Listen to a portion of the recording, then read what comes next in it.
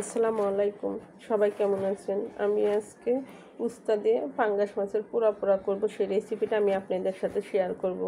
উস্তা দিয়ে পাঙ্গাস মাছ পোড়া পোড়া করার জন্য কিন্তু আমি এখানে চুলায় একটা প্যান বসিয়ে দিয়েছি। প্যানের মধ্যে আমি তেল দিয়ে পেঁয়াজ দিয়ে দিয়েছি। একটু পাঙ্গাস মাছের তরকারি আর উস্তা, এই কারণে আমি একটু পেঁয়াজটা বেশি দিয়েছি। উস্তার তরকারিতে একটু পেঁয়াজ বেশি দিলে কিন্তু খেতে কিন্তু ভালো লাগে, এই কারণে আমি পেঁয়াজটা বেশি দিয়ে দিয়েছি। আপনারাও একটু উস্তার তরকারিতে পেঁয়াজ বেশি দিয়ে দেখবেন, আসলে খেতে কিন্তু অনেক মজা হয়। ভাজি বলেন, তরকারি বলেন, খেতে কিন্তু অনেক মজা হয়। যখন এই যে পেঁয়াজটা আমার যখন হালকা বাদামি কালার হয়ে আসবে, তখন এখানে আদা রসুন বাটা অ্যাড করব আমি।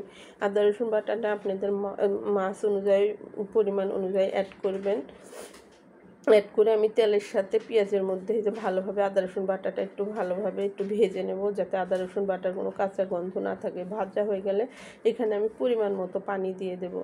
একটু পানি দিয়ে আমি এখানে সব মশলা, এখানে পানি দেওয়া হয়ে গেলে এখানে আমি একটু এই যে জিরার গুঁড়া দেবো। আপনারা বাটা জিরাও দিতে পারেন, সমস্যা। বাটা জিরা দিলে কিন্তু খেতে কিন্তু তরকারিটা আরও বেশি স্বাদ হয়, কিন্তু আমি কাঁচা জিরায় গুঁড়াটা দিয়েছি। লবণ দিয়ে দিলাম, সাথে হলুদের গুঁড়া দিয়ে দিলাম। এটা একটু ঝাল ঝাল করে রান্না করবো, এই জন্য আমি মরিচের গুঁড়া দিয়ে দিলাম, সাথে ধনিয়ার গুঁড়া দিয়ে দিলাম। দিয়ে আমি নেড়ে চেড়ে এখানে আমি কয়েকটা কাঁচামরিচ কাটাও দেবো। উস্তাতে কিন্তু একটু কাঁচামরিচ দিলে কিন্তু তরকারিটা কিন্তু খেতে কিন্তু আরও একটু ভালো লাগে। কাঁচামরিচে কিন্তু আলাদা একটা সুন্দর একটা ফ্লেভার আসে। এই জন্য দেখুন আমি কয়েকটা কাঁচামরিচ কাটা দিয়ে মশলাটা কষানোর জন্য আমি একটা ঢাকনা দিয়ে ঢেকে দেবো। ঢাকনা দিয়ে ঢেকে দেবো। যখন এই যে দেখুন আমার মশলাতে তেল বেরিয়ে যাবে, তখন কিন্তু আমি বুঝতে পারবো যে আমার মশলাটা কষানো হয়ে গেছে। এদিকে আমি পাঙ্গাস মাছের মাথাটাও সুন্দর করে ধুয়ে নিয়েছি। মাথার সাথে ন্যাস দিয়েছি। ন্যাসটা আমি ছোটো করে কেটে নিয়েছি। মাথাটাও আমি সুন্দর ছোটো করে কেটে নিয়েছি। একটু কেটে নিলে মশলাটা ভালোভাবে যাবে মাথাটার মধ্যে, তাহলে খেতেও কিন্তু ভালো লাগবে। আর যদি মশলাটা যদি মাছের মাথার মধ্যে না যায়, তাহলে কিন্তু খেতে কিন্তু তরকারিটা স্বাদ লাগবে না। এই কারণে একটু পরে যখন বলক আসবে, তখন আমি ধরুন ঢাকনাটা খুলে ভালোভাবে এটা নেড়ে চেড়ে দেবো, একটু ভালোভাবে কষানোর জন্য। ভালোভাবে নেড়ে চেড়ে দিলে যেন মশলাটা যেন মাছের মধ্যে ভালোভাবে ঢুকে, এই কারণে একটু কিন্তু নেড়ে চেড়ে দিতে হবে। খালি ঢাকনা দিয়ে ঢেকে রাখলে হবে না। আর এটা যেহেতু তরকারি, মশলাটা একটু বেশি আছে, নিচ দিয়ে পুড়েও যেতে পারে, এই কারণে একটু পর পর নেড়ে দিতে হবে। এই যে নেড়ে দেওয়ার পর আমি আবার ঢাকনাটা খুলে, যে দেখুন এভাবে একটা খুরচুন দিয়ে আমি আস্তে আস্তে নেড়ে দিতেছি ভালোভাবে। আমার যখন এবার নাড়া হয়ে যাবে, তখন আমি উস্তা আর এর সাথে আমি চিকন করে একটা আলু কেটে নিয়েছি, সাথে আমি আলুটাও দিয়ে দিলাম। এইভাবে নেড়ে চেড়ে নেব। অনেকে যে পাঙ্গাস মাছের মাথাটা খেতে চায় না, কিন্তু অনেকে খেতে পারে না। আমার কাছেও আগে ভালো লাগতো না, কিন্তু যখন আমি এখন থেকে এভাবে রান্না করি, এভাবে রান্না করে আসলে খেতে কিন্তু অনেক মজা হয়।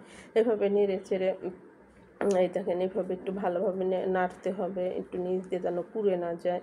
এভাবে দেখে, যেহেতু উস্তার তরকারি, পানিটা অল্প পরিমাণে দেওয়ার চেষ্টা করবেন আপনারা। আমি পানিটা হালকা আসলে গরম পানি দিলাম এখানে।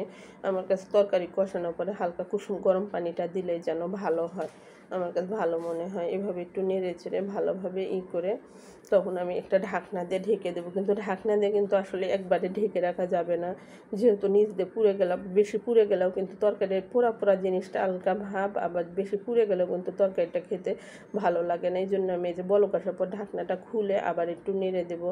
যখন আমার তরকারিটা এই যে বলক আসবে, তখন কিন্তু আবার আমার একটু চুলাটা কমিয়ে রাখতে হবে। নিচ দিয়ে যেন আস্তে আস্তে, বেশি জোরে জাল চললে নিচ দিয়ে পুড়ে যাবে, উপর দিয়ে কিন্তু রস থেকেই যাবে, রস থেকেই যাবে। এই যে দেখুন আমি আবার এই যে ঢাকনাটা খুলে, এই যে দেখুন এভাবে একটু পর পর পাতিলটা ধরে আমার এভাবে নাড়া দিতে হবে, যেন পানির রসটা যেন নিচে একবারে চলে যায়। আপনারাও কিন্তু এভাবে ট্রাই করে দেখতে পারেন। আর আমার এই ভিডিওটি যদি ভালো লাগে, আমাকে একটা লাইক দেয়, আর আমার চ্যানেলটা আপনারা সাবস্ক্রাইব করে দেবেন। আর অবশ্যই আপনারা কিন্তু আমার এই রেসিপিটি ফলো করে এইভাবে রান্নার চেষ্টা করবেন। আসলে এইভাবে রান্না করে খেলে বুঝতে পারবেন আসলে এই তরকারিটাকে এইভাবে রান্না করলে খেতে আসলে কত মজা হয়। ধন্যবাদ।